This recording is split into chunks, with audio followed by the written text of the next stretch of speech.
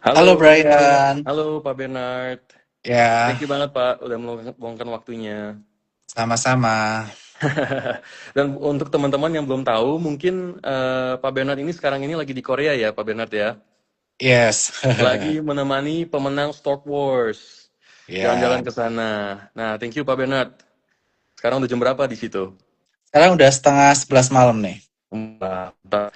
Nah, teman-teman yang lagi nonton, buat kemarin yang belum sempat ikut atau belum menang, tenang saja, karena skor kita bakal buat event Stock Wars mungkin di bulan Mei, bulan Juni. Jadi stay tuned for that. Ya, Nah, untuk topik hari ini nih, Pak Bernard, ini kan kita akan bahas tentang Amerika, Iran yang lagi memanas nih. ya. Bagaimana nasib IHSG? Nah, gimana Pak, tanggapan terhadap market hari ini dulu deh. Oke, kaitan mengenai market hari ini kita bisa Ya. melihat bahwa IHSG ini gagal kembali bertahan di atas resisten 8329. Setelah di hari Senin kemarin sempat melakukan breakout dua kali resisten, yaitu di area 8329 dan 8395.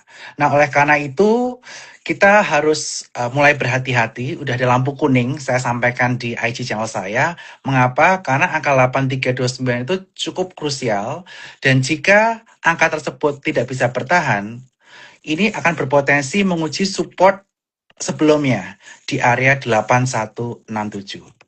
Dan saya baru berdiskusi dengan technical analis Sukospitas juga, Rehan, di IG-nya dia juga disampaikan bahwa area krusial sekarang sebelum 8167 berpotensi IHSG ini akan membentuk sideways di angka 8236 sampai 8388. Nah, oleh karena itu 8236 ini harus dijaga, jangan sampai jebol.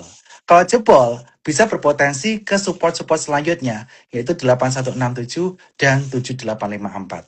Dan perlu digarisbawahi bahwa saat ini banyak uncertainty yang nanti akan kita bahas, baik dari sisi global, regional, maupun domestik. Dan juga tentu saja di Indonesia kita akan ada libur panjang ya di pertengahan Mei nanti sekitar 7-8 hari kerja, sehingga tentu saja ini mengakibatkan banyak investor wait and see terlebih dahulu. Oleh karena itu nanti kita akan bahas kaitan mengenai makro secara global, regional ataupun domestik yang perlu kita perhatikan di era uncertainty ini. Nah, sebelumnya mungkin aku juga pengen garis bawahi ya, Brian ya. Mm-mm. Saya menyampaikan di podcast saya tayang tanggal 11 Februari itu bahwa tanggal 10 Februari sampai akhir Februari ini adalah golden moment untuk kita bisa Betul. meraup cuan setelah kita dihajar habis-habisan karena crash MSCI itu menyebabkan IHSG rontok ya dari 7.000 dari 9.100 ke 7.500. Nah, Betul. mungkin golden moment ini berpotensi akan berakhir. Nah, nanti itu yang akan kita bahas di IG Live hari ini. I see, I see. Menarik Pak, karena betul memang sini sudah di-call ya sama Pak Bernard ya pada tanggal 10 Februari kemarin ya Pak ya. Pas Ya, 2 minggu dari hari ini. Nah, mm-mm. Pak Bernard, mungkin kita geser dikit ke global dulu ya Pak ya. Nah, Ya, kita lihat belakangan ini tensi antara Amerika Serikat dan Iran ini mulai memanas nih. mm-mm. Jelas ini menjadi perhatian para investor seluruh dunia, bukan hanya Ya, Indonesia. Nah, karena kalau sampai terjadinya eskalasi semakin tinggi, nah ini akan menjadi perang regional ya Pak, gitu. oke. Nah, akan dampaknya itu pasti akan sangat besar kepada ekonomi global. Harga minyak terutama, inflasi, sampai ke sentimen pasar secara keseluruhan. Nah, menurut Pak Benar sendiri nih, eh, seberapa besar resiko ini akan dirasakan kepada ekonomi global atau market, Pak? Oke, jadi memang US Iran ini udah mulai memanas ya dalam Mm-mm. beberapa minggu terakhir. Ya. Hal ini ditunjukkan dengan harga Brent oil yang udah menyentuh di angka lebih dari 70 USD per barelnya. Akhirnya apa? Artinya bahwa investor-investor itu mulai takut, mulai panik kaitannya mengenai ketegangan antara US Iran yang bisa berujung dengan perang. Nah, Hmm. what happen jika perang terjadi antara US dan Iran? Nah, seperti kita ketahui, letak Iran itu dekat di Selat Hormuz. Dan Selat Hormuz ini sendiri berkontribusi sekitar 20-30% dari produksi minyak dunia hariannya. Yang mana seharinya itu diproyeksikan produksi minyak mentah itu di angka 100 juta barel per harinya. Nah, jika 20-30% ini tidak bisa terdeliver dengan baik karena adanya perang antara US dan Iran, dampaknya apa? Dampaknya supply minyak turun 20-30%. Dari 100 juta ton per harinya, 1 juta barel per harinya menjadi 70-80 juta barel per harinya. Sehingga harga oil itu bisa rise up. Mungkin bisa di kisaran antara 90 sampai USD per barelnya atau naik kurang lebih bisa minimal 20-30% dari harga sekarang. Sehingga potensi inflasi bisa terjadi di berbagai belahan dunia karena kenaikan harga minyak plus market akan panik. Ada uncertainty yang tidak Iya, disukai oleh market. Sehingga ini bisa mengakibatkan market global termasuk Indonesia bisa mengalami goncangan. Itu yang perlu kita perhatikan. I see. Sehingga bisa sampaikan tadi, golden moment berpotensi berakhir di akhir Februari ini karena banyak ketidakpastian yang nanti akan kita bahas selanjutnya lagi. Oke. Ya, lihat kemarin itu sempat di berita ya Pak ya bahwa US itu telah memindahkan mereka punya USS Gerald Ford ya ke Timur Tengah. Nah, itu mungkin nanti akan ada konflik kita rasa di dekat-dekat bulan Lebaran ya Pak ya, di hari Lebaran situ ya, yang memicukan ketidakpastian gitu. Ya, tentu saja kita berharap perang tidak terjadi, tapi potensi itu semakin besar. Seperti disampaikan Brian tadi bahwa banyak tentara yang udah mulai pindah ke Timur Tengah, ke I dekat see. Iran. Siap. Artinya apa? Amerika Serikat mulai serius. Sehingga ancaman Betul. perang antara US dan Iran ini semakin nyata. Sehingga sebagai investor, ketika ada ketidakpastian, ketika adanya ancaman perang secara politik maupun secara perang beneran, ini kita harus lebih waspada di market. Lebih hati-hati ya Pak ya. Yes. Oke. Baik. Pak, mungkin kira-kira ada sentimen global lainnya yang kita perlu perhatikan, Pak? Oke, selain perang antara US Iran yang berpotensi Mm-mm. memanas Ya, akibatnya si Trump itu udah naruh pasukannya di dekat Iran, yang perlu kita perhatikan lagi adalah pertama kaitannya mengenai Trump tarif.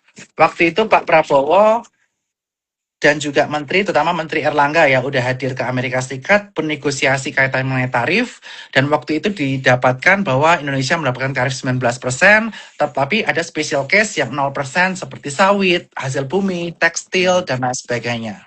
Akan tapi Mahkamah Agung Amerika Serikat memveto, oh, memutuskan bahwa ini nggak benar nih tarif Trump ini. Harusnya 10% aja sesuai harga sebelumnya. Tetapi Trump kembali lagi mengeluarkan statement, nggak setuju 15%. Nah ini artinya apa? Ada ketidakpastian kaitannya mengenai kebijakan tarif yang diberlakukan oleh Amerika Serikat terhadap negara-negara lain. Ketidakpastian inilah mengakibatkan banyak investor juga melakukan wait and see. Nanti tarifnya seperti apa? Karena tarif ini akan berdampak terhadap tentu saja pendapatan-pendapatan perusahaan yang melakukan ekspor ke Amerika Serikat. I see. Dan itu Oke. dampaknya akan nyata terhadap ekonomi-ekonomi negara yang memiliki hubungan bilateral dengan Amerika Serikat. Kemudian sentimen kedua setelah tarif adalah kaitannya mengenai inflasi Amerika Serikat. Kita melihat bahwa inflasi di Amerika Serikat di bulan Januari kemarin di angka 2,4%. Di bawah konsensus pasar yang mereka memprediksikan di angka 2,6%. Artinya apa? Artinya inflasi udah mulai melandai. Para investor-investor saham terutama, yang instrumennya lebih agresif, mereka berharap suku bunga itu mengalami penurunan. Sehingga banyak investor akan berpindah dari instrumen yang lebih defensif seperti bond maupun time deposit pindah ke pasar saham. Tapi potentially penurunan suku bunga tidak akan terjadi dalam waktu cepat. Lagi pula saat ini kepala The Fed-nya ini masih Jerome Powell yang kita bisa lihat kebijakannya itu sedikit bertentangan dengan Donald Trump. Oleh karena itu penurunan suku bunga ini potensially masih terjadi di bulan Mei nanti, ketika Kevin Warsh akan ditunjuk menjadi kepala The Fed, yang mana dia ini merupakan tunjukan dari Donald Trump. Nah, oleh karena itu penurunan suku bunga masih berpotensi belum tentu terjadi. Dan yang ketiga yang bisa kita perhatikan dari market Amerika Serikat adalah valuasi perusahaan-perusahaan AI di sana seperti Nvidia, AMD, Microsoft yang valuasinya cukup fantastis. Tetapi dari sisi revenue maupun profitabilitas itu belum ngejar. Sehingga ketika market sedikit goncang karena misalnya tarif atau US Iran karena suku bunga nggak turun, Mm-mm. ini bisa berpotensi goyang nih saham-saham kaitannya mengenai AI. Dan kalau saham-saham kaitan mengenai AI ini goyang, padahal mereka ini saat ini kontribusi terhadap market cap di Dow Jones itu cukup signifikan, di S&P 500 cukup signifikan. Ketika harga mereka terkoreksi, potentially market Amerika sedikit mengalami goncangan juga, dan Dikoreksi goncangan ya. di Amerika ini bisa tertular ke negara-negara lainnya. Salah satunya adalah Indonesia. I see, Pak. Jadi AI bubble itu menurut Pak Bernard apakah akan mulai terjadi, mulai terlihat nih seperti ini atau masih ada waktu, Pak? Kalau menurut pandangan saya, bisa terjadi ketika kondisi makro sedikit goncang. Sedikit goncang karena apa? Tadi saya sebutkan potensial bisa karena perang, karena kaitan mengenai tarif yang tidak pasti, dan juga kaitan mengenai suku bunga yang tak kunjung turun yang diharapkan oleh para investor. I see. Oke, oke. Oke, baik, Pak. Untuk kalau sekarang kita mulai geser ke regional ya, Pak ya. Dari Oke, top down ya kita. Kalau dari sentimen regional, Pak, kira-kira apa yang harus kita perhatikan? untuk regional saya sangat merhatiin kaitan mengenai Jepang ya. Karena Jepang Hmm. ini saat ini suku bunganya di angka 0,75% dan ini tertinggi selama beberapa tahun terakhir. Nah, jika Jepang ini inflasinya tidak kunjung terkendali, di mana target mereka 2%, kemudian mata uang mereka cenderung terus melemah, bisa-bisa ada potensi kenaikan suku bunga lagi di Jepang yang bisa mengakibatkan kepanikan investor, serta ada potensi yang ditakuti adalah carry trade unwind. Maksudnya apa? Selama ini banyak investor-investor saham di Amerika Serikat, investor kripto, investor US Treasury di Amerika Serikat sana menggunakan uang pinjaman dari Bank of Japan. Karena waktu itu suku bunga di Jepang itu mendekati 0% atau bahkan sempat 0%. Hmm. Sehingga mereka pinjam duit di Jepang pakai untuk invasi Amerika Serikat. Ketika suku bunga terus naik, dampaknya apa? Wah, bunga yang dibayar makin gede nih ke Jepang. Ya udahlah, take profit dulu dari market Amerika Serikat untuk balikin duitnya ke Jepang karena nggak mau I kena see. bunga. Sehingga dampak yang akan berpotensi terjadi adalah carry trade unwind. Orang-orang take profit dari market yang mereka udah untung Mm-mm. pindah balik lagi ke Jepang untuk balikin bunganya. Nah, ini bisa berdampak terhadap adanya aktivitas sell off di market-market Amerika Serikat, bahkan market salah satunya Indonesia. Itu yang perlu kita perhatikan. Uncertainty masih sangat banyak, baik dari global maupun regional. I see. Berarti kalau misalnya kita lihat, kalau misalnya Bank of Japan sampai menaikkan suku bunga, akan banyak sekali uang yang akan menjadi outflow ya Pak ya dari pasar-pasar modal ya. Ya, Karena dari mereka pasar modal. akan membayar bank dulu ya Pak ya gitu. Betul, karena kalau suku Oke, bunganya semakin tinggi akan semakin tidak kompetitif I see. untuk melakukan peminjaman duit, untuk melakukan investment yang lebih berisiko.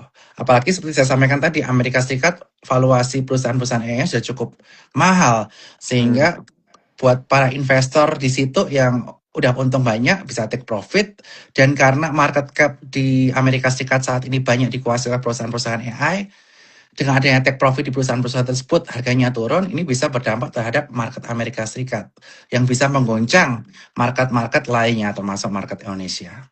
I see. Oke, oke. Jadi mungkin untuk teman-teman mungkin harus lebih berhati-hati ya saat investing dalam keadaan situasi seperti ini. Nah, Pak, untuk selanjutnya nih, keadaan domestik saat ini. Hari ini market tutup di angka 8322 ya, Pak ya. Ada kenaikan lagi nih, hari ini cukup menguat. Nah, gimana pandangan Pak Bernard tentang kondisi market saat ini? Eh, Oke, seperti saya sampaikan di awal ya, kenaikan hari ini tidak berhasil menjebol area resistance 8329 yang bisa dijebol di hari Senin kemarin. Bahkan Senin kemarin bisa menjebol 8395 juga. Nah, artinya apa? Artinya buying power market kita udah semakin melemah karena banyak hmm, uncertainty yang terjadi. Plus, di Indonesia ini masih ada ketidakpastian kaitan mengenai MSCI. Sehingga kita masih menunggu apa yang perlu dilakukan oleh BI OJK guna memenuhi requirement dari MSCI. Dan beberapa hal yang udah akan dilakukan oleh negara kita, mulai dari keterbukaan free float yang lebih dari 1%, kemudian free float 15% akan diberlakukan di 2029, kemudian pengkategorian dari 7 ke 28 investor type institusi, kemudian kaitan menaik keterbukaan UBO. Ini pasti menimbulkan sedikit aktivitas wait and see dari para investor sampai semua requirement yang diminta MSCI ini bisa dipenuhi oleh Indonesia. Dan juga dampaknya apa terhadap saham-saham tersebut jika peraturan-peraturan tersebut diterapkan di IHSG. Nah, ini masih banyak yang melakukan wait and see, sehingga buying power-nya nggak kuat. Plus, ada reformasi pasar modal juga yang mengakibatkan investor juga banyak yang tiarap atau wait and see terlebih dahulu. Karena saat ini OJK, BEI, SRO semakin tegas menindak berbagai case yang terjadi di pasar modal seperti yang diberitakan di media-media. Banyak yang kaget, banyak yang nggak siap, mending wait and see terlebih dahulu.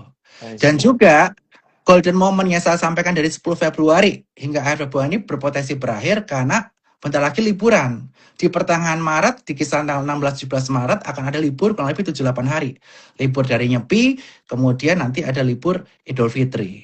Nah, selama 8 hari kerja, 7-8 hari kerja tersebut, anything can happen in the market. Banyak ketidakpastian yang terjadi. Karena tadi saya disebutkan di global, di regional, geopolitik, domestik, banyak yang belum certain, belum stabil. Nah, ketidakstabilan inilah yang mengakibatkan investor masih wait and see, sehingga ketika ada kenaikan seperti hari ini, buying power-nya nggak kuat, tidak bisa nge-break resistance selanjutnya, atau bahkan terpantul ke bawah. Oleh karena itu, saat ini kita sangat perlu untuk memperhatikan range di area 8236 sampai 8388. Jika 8236 terjebol, potensi jebol ke support selanjutnya sangat mungkin terjadi. 8167 dan 7854. Sehingga sekarang saya sebutkan 8236 adalah kunci untuk IHSG kita. Akankah melaju terus atau sideways atau bahkan berpotensi untuk breakdown the support karena masih banyak uncertainty yang ada di pasar. I see. Jadi ini teman-teman langsung sudah dikasih warning ya dari Pak Bernard hari ini ya, bahwa besok ini kita akan melihat apakah IHSG bisa tertahan di support 8236 ya Pak? 8236. 8236. Nah, ini cukup insightful ya Pak ya, terima kasih. Jadi untuk kita sudah expect sih Pak, sebenarnya kalau misalnya menjelang Lebaran itu pasti market akan terkoreksi sedikit. Apalagi dari turunan MSCI kemarin, itu market sempat rally kembali ya Pak ya. Justru berapa saham yang sempat sudah kembali atau melebihi harga yang sebelumnya Pak, sebelum crash kemarin. Nah, mungkin Pak, untuk dengan adanya perang regional ini Pak, yang potensi terjadi, apakah ada sektor-sektor tertentu yang justru menarik nih buat Pak Bernard, yang bisa bermanfaat dari kejadian seperti ini?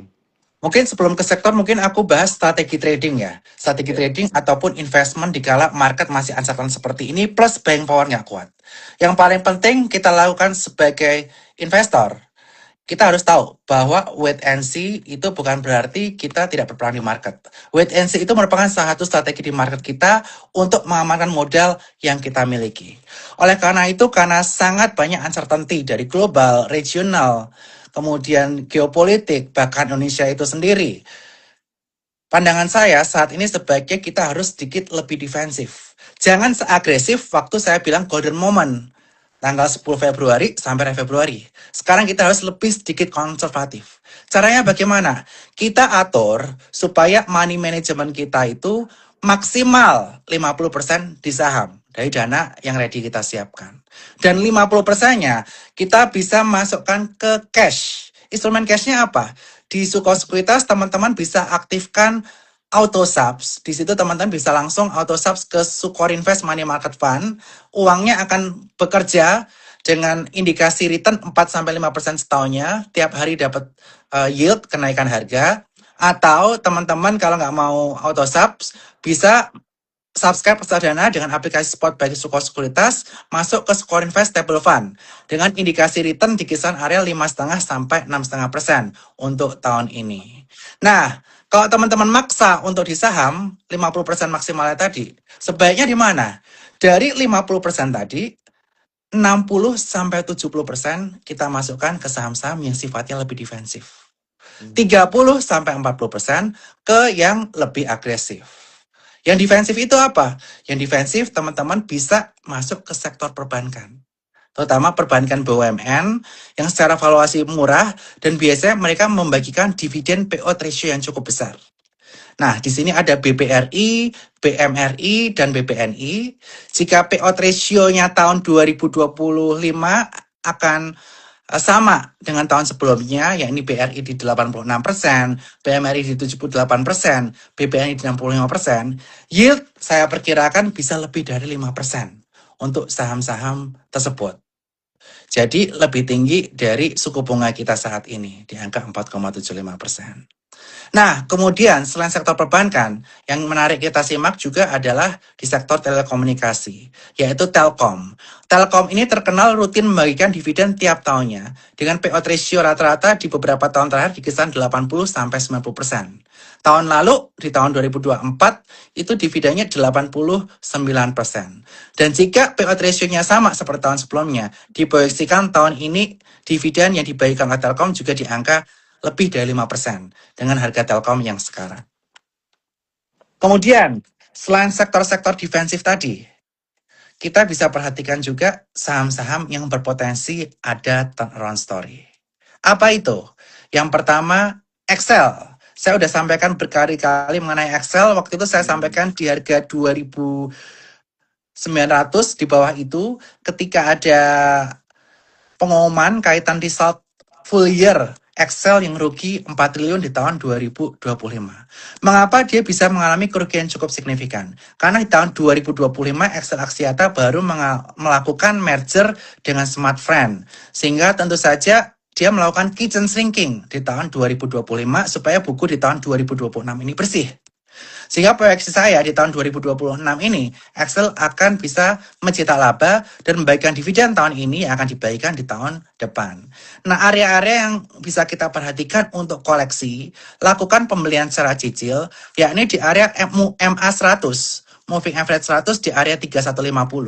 Walaupun menurut pandangan saya jika kondisi uncertain menjadi certain, misal perang antara US dan Iran terjadi, mungkin dia bisa break down ke MA 200-nya di area 2820 dan berpotensi ketika nanti Q1 resultnya keluar dan jika Excel ini benar-benar positif di Q1, ini ada potensi turnaround story yang mengakibatkan investor akan panic buying untuk saham Excel itu sendiri.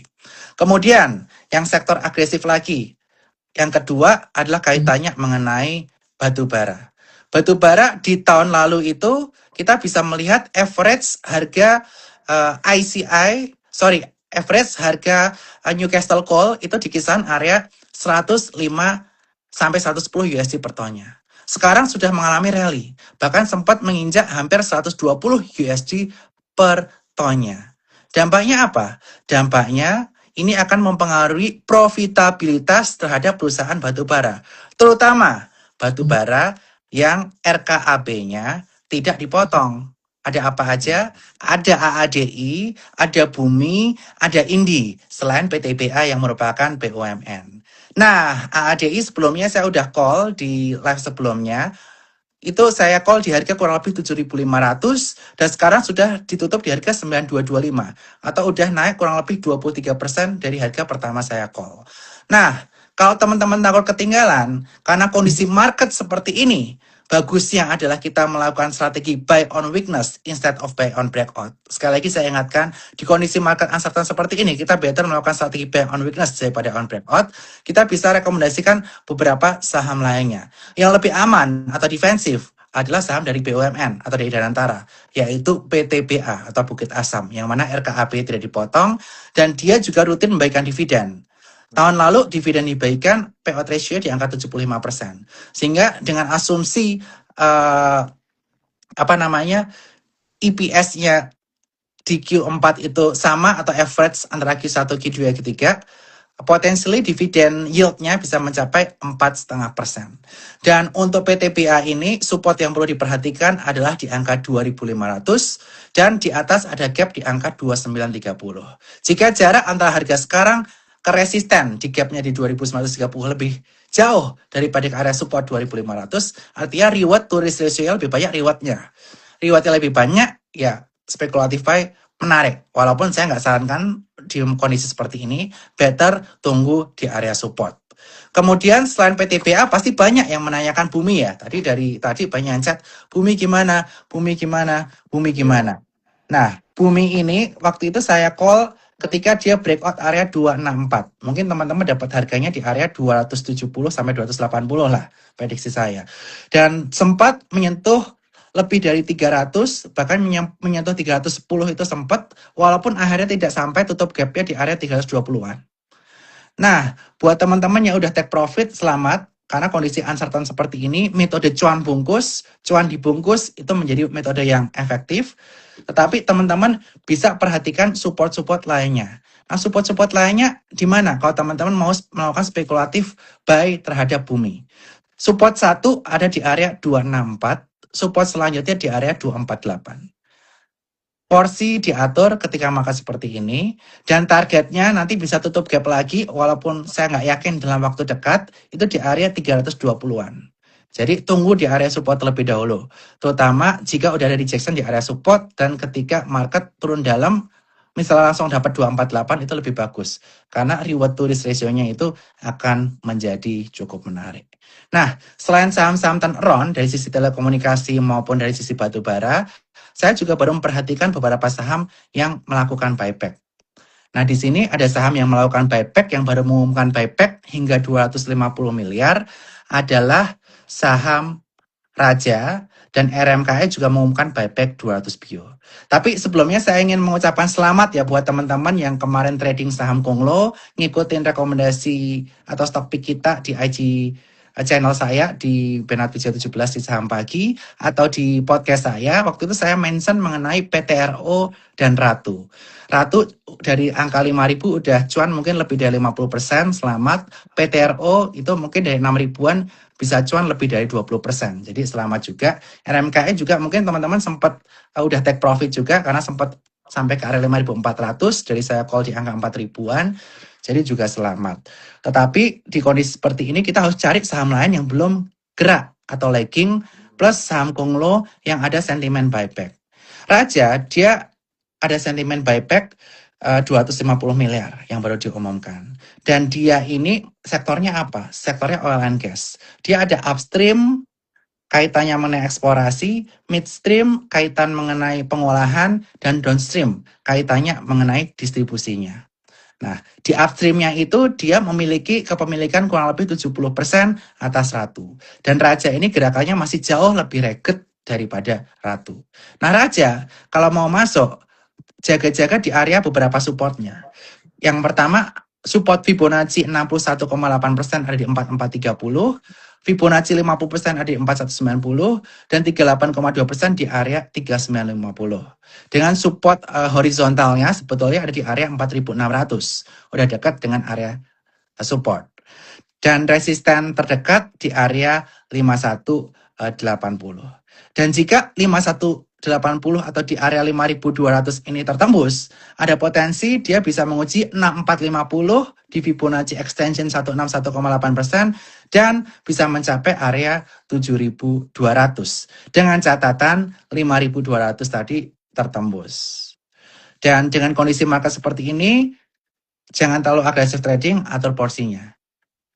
Kemudian selanjutnya, selain Raja, yang menarik untuk saham Konglo yang ada buyback adalah RMKE.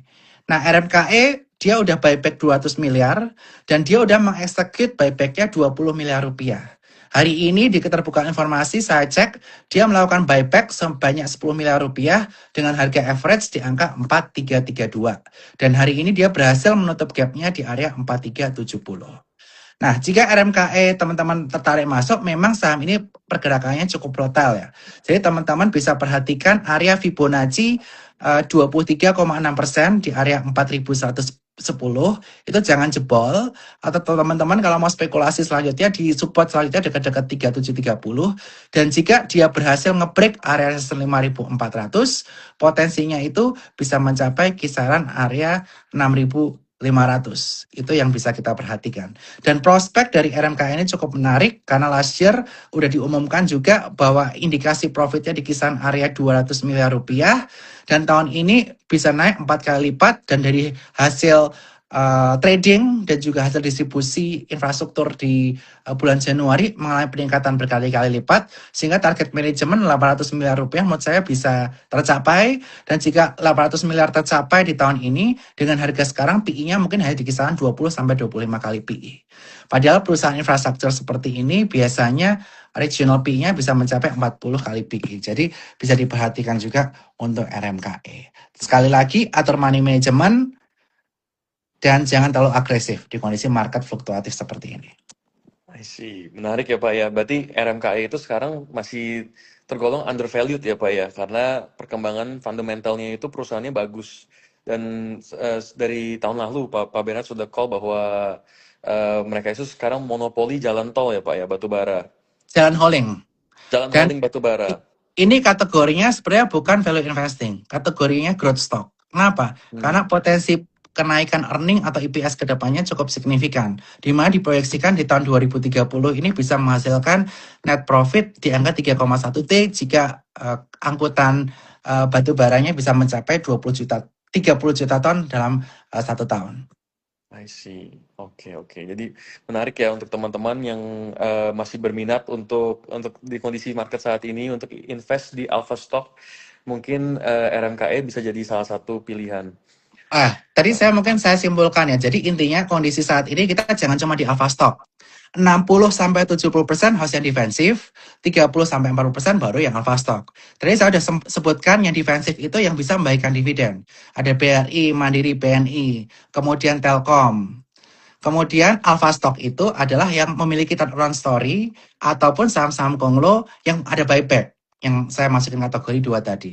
Yang turnaround story tadi ada Excel, kemudian Bumi karena kenaikan harga batu bara, RKAB gak dipotong, dan juga PTBA. PTBA ini juga bisa masuk defensif karena dia rutin membagikan dividen. Nah, untuk yang alpha stock yang kaitannya mengenai buyback dan konglo, kita bisa perhatikan Raja dan juga RMKE. Tapi sekali lagi saya menyampaikan bahwa porsi diatur 60-70% yang defensif, 30-40% yang agresif, dan jangan all in. All in kalau di sini bisa hancur karena masih banyak uncertainty. Yang di saham 5% dulu. Kita harus masih punya minimal 50% cash yang kita bisa taruh di reksadana Suko Invest Money Market Fund atau reksadana Sukor Invest Stable Fund. I see. Ya, teman-teman, berarti untuk kondisi market seperti ini lebih baik kita itu hold cash ya Pak ya. Hold cash, wait and see kalau misalnya market sempat koreksi atau akan koreksi, itu kita masih bisa serok lagi di bawah ya Pak ya. Ya, kita masih punya peluru istilahnya. Jadi saya sampaikan ya maksimal di saham 50%. Kalau bisa lebih dikit lebih bagus. Siap. Okay, supaya ketika nanti market down kita ada peluru. Cuma kalau teman-teman maksain trading, tadi saya sudah kasih tahu strateginya. Oke. Pak, mungkin sekarang kita akan buka sesi Q&A ya Pak ya. Mungkin ada beberapa teman-teman yang mau tanya soal stock picks gitu Pak. Kalau untuk saham Bufa Pak, hari ini Bufa sempat naik sangat banyak Pak, sekitar 15% ya kalau nggak salah. Itu kira-kira tanggapan dari Pak Bernard gimana Pak? Kalau Bufa ini mengalami kenaikan cukup signifikan karena dia diberitakan bahwa akan melakukan right issue lagi ya. Setelah sebelumnya melakukan right issue dan dia mau mengakuisisi beberapa aset di daerah Bali sana. Dan saya di sini bahas mungkin secara teknikal ya kalau Bufa ya. Karena Bufa ini kalau secara valuasi memang sudah cukup mahal, tetapi story-nya adalah saham yang memiliki story corporate action. Dia akan menyelenggarakan RUPSLB besok dan akan mengadakan right issue jumbo di angka 50 miliar saham. Dan secara histori, beberapa right issue sebelumnya, dia sudah mengadakan right issue 2 kali dalam 2 tahun ini, right issue-nya itu terserap oleh market. 100%, bahkan oversubscribe. Sehingga sentimennya cukup positif ketika dia melakukan red issue. Dan aset-aset yang dimasukkan ke BUFA cukup baik ya secara valuasi, sehingga itu menarik untuk investor-investor atau trader yang mencari corporate action story. Nah, secara teknikal, di sini saya akan lihat terlebih dahulu. Bentar, ini sinyalnya agak jelek nih. Oke. Ya, Pak. UVA hari ini ditutup naik 215 poin atau naik 14,88% ya di angka di 1660. Dan hari ini dia baru breakout base-nya. Base dia tuh ada di area 1490. Itu base-nya dia. Nah, dengan area resisten sekarang di kisaran area 1820, jarak ke resisten sama jarak ke support deketan kemana? Di sini kita bisa lihat jarak ke resisten itu di kisaran area 160, jarak ke support 170. Reward to risk ratio-nya tidak cukup menarik untuk saat ini. Karena ada Masih agak resisten terlalu di tinggi atas ya, di Pak ya. 1820. Jadi rally high cukup tinggi dengan area resisten di 1820. Jadi waspadai area 1820 ini area rawan profit taking. Apalagi kondisi market uncertain seperti ini. Yang belum masuk, jangan masuk. Karena reward to risk yang tidak begitu menarik. Tapi kalau maksa masuk, porsinya kecelin. Dan jangan untuk trading aja lah. Untuk cuan bungkus. Seperti itu. I see. Oke, Pak. Ini juga ada lagi, Pak, second stock pick mungkin BRMS, Pak, yang hari ini sempat down sekitar 2,97%. Oke. Iya. Untuk BRMS ini sebelumnya dia jebol area support 1040 sehingga membentuk pola double top. Dan dia tidak berhasil tertahan di area support 995. Sehingga berpotensi ada koreksi lanjutan nih hingga ke area support di area 910. 910 ketika ada pantulan bisa spekulasi buy, tetapi jika tidak ada pantulan waspada. Kalau dia jebol 910, dia berpotensi untuk menguji area support selanjutnya di kisaran area 850. Jadi atur porsi masing-masing. Dan sebelum trading, jangan lupa atur trading plan. Dan saya udah discuss dengan beberapa teman-teman edukator sebelumnya, baik itu Andri, Kapten Gema, maupun David Noah. Di kondisi market seperti ini, kita kalau trading, emang nggak bisa pegang barang lama-lama. Karena volatilitasnya cukup tinggi untuk saat ini. Kalau invest perusahaan yang teman-teman yakini. Yang tadi saya sampaikan, yang bagi dividen untuk yang defensif, dan yang untuk yang agresif, yang ada turnaround story. Dan yang ada story kaitan mengenai buyback, ini akan menjadi positif juga di kala market seperti ini.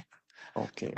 Artinya apa kalau emiten itu melakukan buyback? Artinya emiten tersebut percaya bahwa harga sekarang itu udah murah. Makanya dia berani melakukan buyback.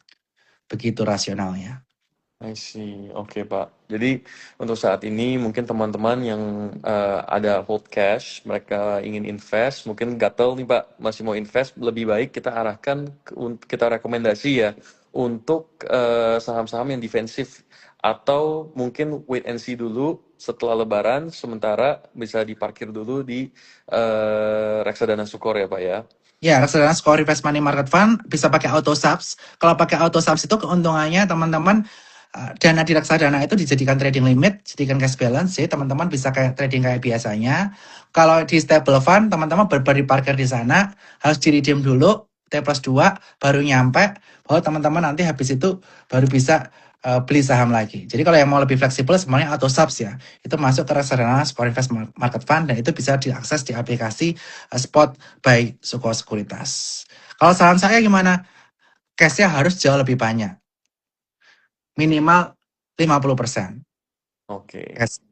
Kalau maksa di atas 50%, risiko ditanggung sendiri. Karena uncertainty seperti saya sampaikan tadi, masih banyak sekali dari global, regional, maupun domestik. Oke, baik. Nah, dan untuk teman-teman yang telah join, saya ingatkan sekali lagi, tenang, tidak usah khawatir, karena live ini direcord dan akan diupload ke Instagram Sukor Sekuritas. Pak, mungkin ini stok terakhir ya Pak ya, kita bahas hari ini ya Pak. Mungkin kita bisa CBDK Pak. Oke, CBDK. CBDK. Oke, teman-teman yang mau tanya silakan ya. Bisa klik di Ya. kolom komentar. CBDK mungkin saya bahas secara teknikal aja ya, karena saya nggak Mm-mm. begitu mengikuti company ini secara Oh, baik. fundamentalnya. Saya lihat chart terlebih dahulu. Baik. Oke, saya juga sekarang remind deh sini, mumpung saya lagi lihat chart.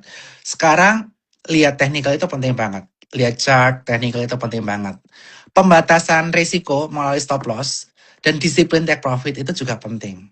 Kenapa? Karena kondisi market sekarang sangat volatile, banyak uncertainty. Better kita cut loss earlier daripada profit kita tergerus makin dalam jika nanti kondisi market memburuk. Better kita udah take profit daripada nanti profit kita hilang karena kondisi market yang masih volatile. Makanya strategi trading sekarang memang lebih cepat daripada swing. Kalau swing mungkin bisa banyak kena stop loss seperti itu. Dan CBDK ini, kalau untuk CBDK, perhatikan area support 5725. 5725 ini jangan sampai jebol di area closingnya. Karena kalau jebol, dia berpotensi di area 4.900 selanjutnya. Tapi kalau ada rejection ke atas, di dekat-dekat 5725, dia ada potensi ke area 6.400. Tapi rejectionnya harus disertai dengan volume yang tinggi. Seperti itu. I see. Oke, Pak. Pak Bernard, mungkin kira-kira apakah masih bisa terima question lagi, Pak, dari mereka? Boleh. Boleh ya. Oke, nah Pak, mungkin di ini ada pertanyaan yang menarik nih Pak. Ada stok yang menarik karena mungkin di tengah ketidakpastian perang, ini saham-saham seperti emas atau Antam, Pak. Gimana nih Pak? Kira-kira tanggapan dari Pak Bernard? Oke, kaitan mengenai saham-saham emas ya. Emas memang harga komoditasnya udah rally cukup signifikan ya dan diikuti oleh harga-harga sahamnya. Sebelumnya saya udah sempat nih di live saya yang akhir Januari saya rekomendasi ada MDKA dan juga emas. Waktu itu saya rekomendasi MDKA masih di bawah 3.000, sekarang ada 3820, udah cuan 30%. Udah kemudian untuk emas saya waktu itu juga rekomendasikan di kisaran area 6.000, sekarang udah 8325. Udah untung 30% lebih juga. Artinya apa? Saham-saham emas itu udah pada rally. Dan harga emasnya itu sendiri saat ini diperdagangkan di 5183. Waktu itu sempat all time high-nya sempat di area 5.400-an. Nah, ada nggak sih saham emas yang saat ini harganya masih cukup laggard? Nah, di sini saya lihat sebenarnya udah rally semua nih. Cuma ada satu saham nih yang menarik perhatian saya, yaitu Harta Dinata Abadi. Jadi Harta Dinata Abadi ini perusahaan B2C ya. Dia jual emasnya itu emas perhiasan kepada customer. Dia untungnya dari mana? Kalau saya beli emas nih, kayak gini kan saya beli emas. Beli emas itu saya misalnya beli di harga 100 nih.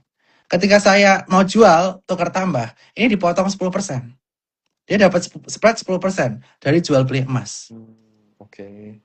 Itu cukup tebal sekali. Siap. Betul-betul. Jadi teman-teman yang biasa beli emas pasti tahu lah yang biasa beli emas perhiasan.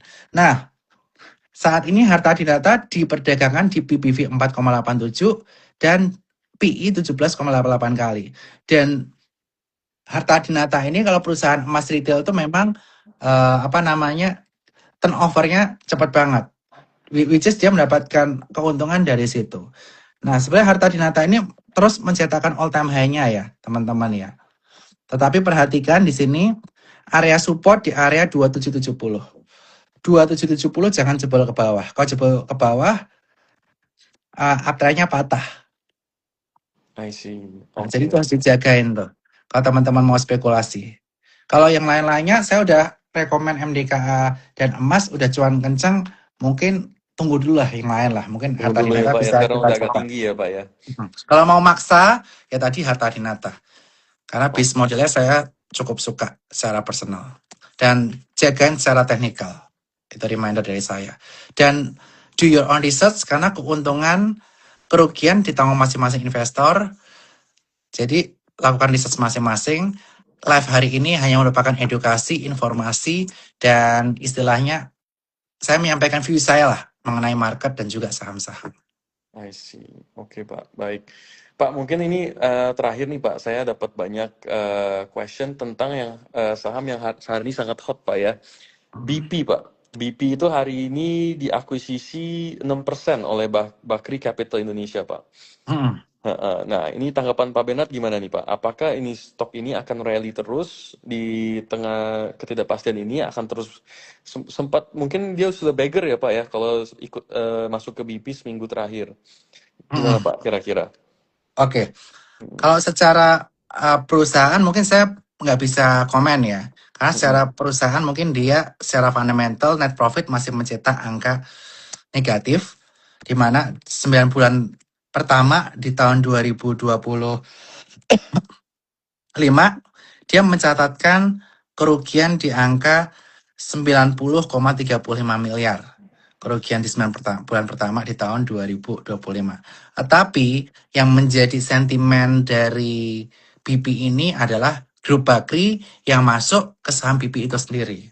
Dan kita bisa melihat bahwa beberapa bulan terakhir ya, mungkin 6 bulan terakhir ini saham-saham grup Bakri mulai dari PRMS dilanjutkan oleh Bumi dan juga Energi itu harganya lagi rally signifikan sehingga menimbulkan euforia ke saham-saham yang terkait dengan grup Bakri. Salah satunya masuknya ke BP karena BP. Bakri juga masuk.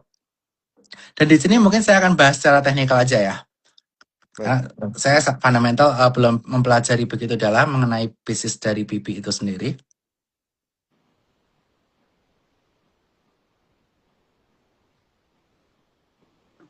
Bentar, saya lihat dulu.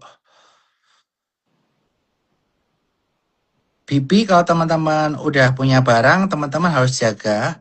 Ini udah rally-nya udah jauh banget ya. Betul, Pak. Supportnya Seminggu ini sangat terakhir. Iya. supportnya udah sangat jauh sih. Supportnya tuh dia membentuk pola cup and handle yang cukup lebar itu di 240. 240 itu supportnya.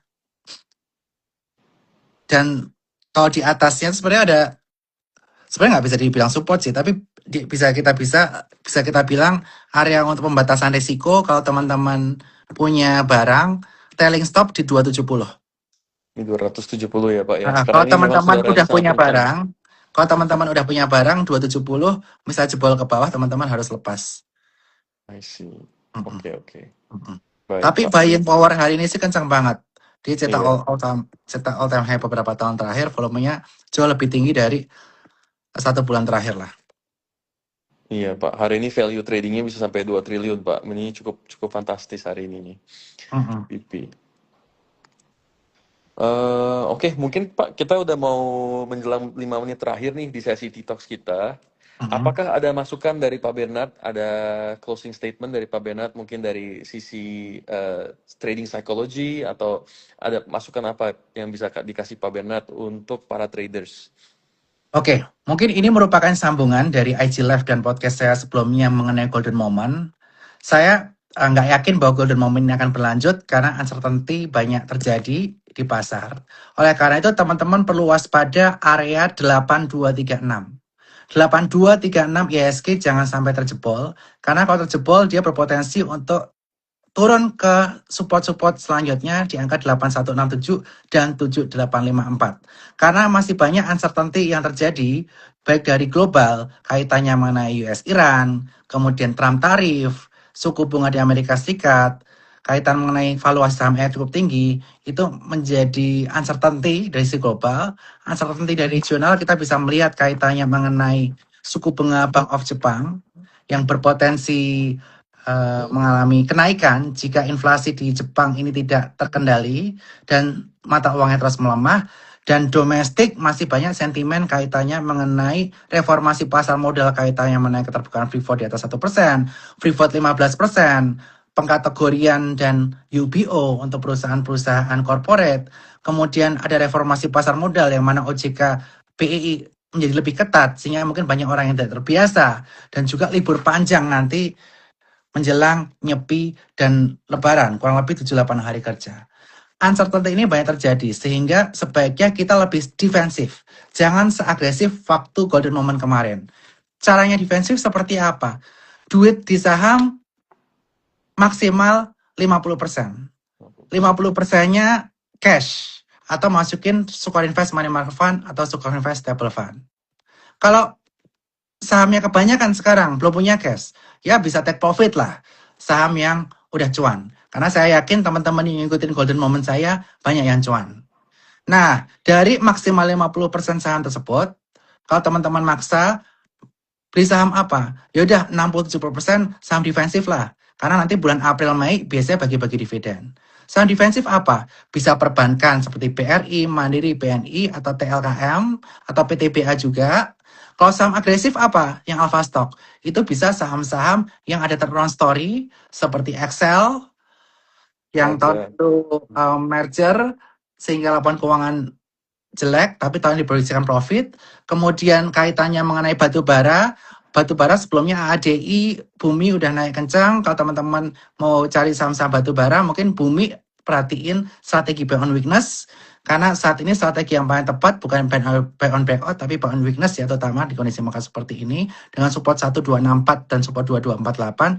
Dan saham-saham Konglo, pasti teman-teman udah banyak cuan ya sebelumnya dari PTRO dan juga Ratu. Kalau teman-teman pengen punya Konglo, maksain punya stock pick saya adalah saham-saham Konglo yang melakukan buyback. Salah satunya adalah Raja, dia melakukan buyback 250, lakukan buy on weakness dengan area support yang tadi saya sudah sebutkan, dan RMKE juga buyback 200 bio. Hari ini realisasi 10 bio lagi di angka 4332, artinya emiten confident bahwa harga sekarang udah cukup murah, tapi sekali lagi untuk saham-saham alpha stock harus lebih satset, artinya apa? Jangan ragu untuk stop loss jika balik arah. Ketika take profit sudah mencapai resisten, teman-teman udah puas dengan profitnya, bisa lakukan take profit. Saham-saham defensif nanti bisa nikmati dividennya di bulan April atau Mei. Seperti itu, Brian. Mantap, mantap. Terima kasih Pak Bernard. Ini sesi penuh penjelasannya penuh daging semua ya Pak ya. Jadi untuk teman-teman mungkin dapat insight langsung nih hari ini dari Pak Bernard bahwa market memang sedang volatile. Kita juga harus pantau terus pergerakan berita global, terutama di Amerika ya, yang selalu setiap hari ada gebrakan baru dari Presiden Donald Trump. Lalu untuk pasar modal kita sendiri, kita juga harus mewanti-wanti bahwa sebentar lagi ada liburan Lebaran yang market itu akan tutup selama 1 minggu. Jadi bisa terjadinya koreksi, gitu ya. Oke, dan untuk teman-teman yang telah join, tidak usah khawatir. Saya ingatkan sekali lagi bahwa live ini telah direkord dan nanti akan diupload di IG Skor Sekuritas. Oke, kira-kira untuk hari ini itu saja, Pak. Apakah ada tambahan lagi dari Pak Bernard? Udah cukup, thank you. Udah cukup ya. Oke, teman-teman, terima kasih telah menonton T-Talks hari ini. We'll see you on the next T-Talks. Terima kasih. Thank you semuanya. Ya, terima kasih Pak Bernard. Enjoy your holiday. Bye-bye. Yo.